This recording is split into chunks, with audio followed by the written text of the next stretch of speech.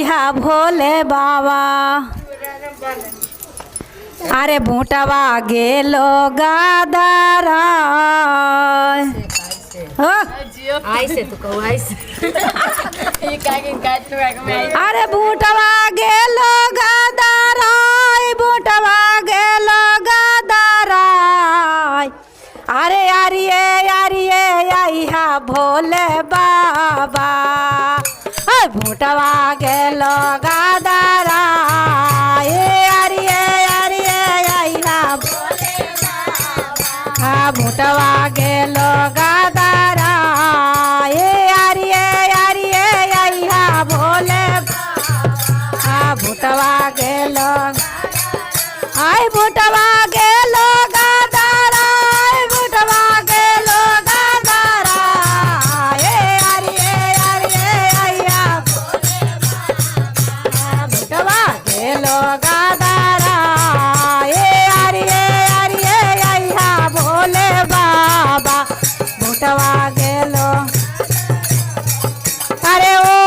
हो रे भूटवा के बाचा का बनाई वो रे भूटवा के अरे भोगावा लगाए वो तोहार हो ए हो भोगावा लगाए वो तोहार अरिये अरिये आइहा भोले बाबा वागे लगा दारा ये अरिये अरिये आइहा भोले बाबा भूटवा गेलो गादारा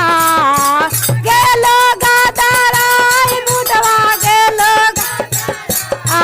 ये अरिये अरिये आइहा भोले बाबा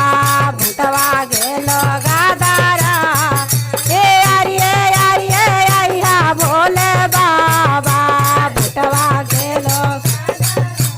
भोला के सिर में जाटा सोवे भोला के सिर में जाटा अरे जाटवा से बहाई गंगा धार हो ये हो जाटवा से अरे यारिये यारिये आइहा भोले बाबा भूटवा गेलो गादारा ये यारिये यारिये आइहा भोले बाबा भूटवा गेलो हाय भूटवा गेलो गादारा भूटवा गेलो गादारा ये यारिये यारिये आइहा भोले बाबा भूटवा गेलो ये यारिये यारिये आइहा भोले ओ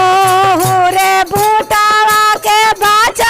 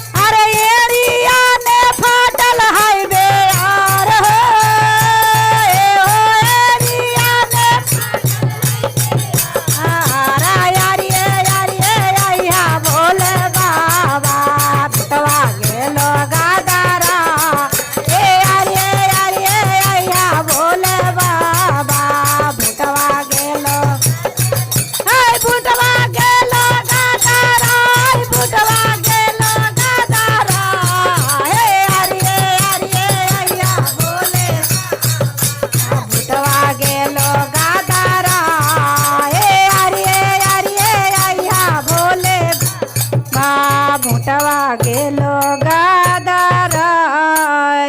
प्रेम सोले शंकर भगवान की जय।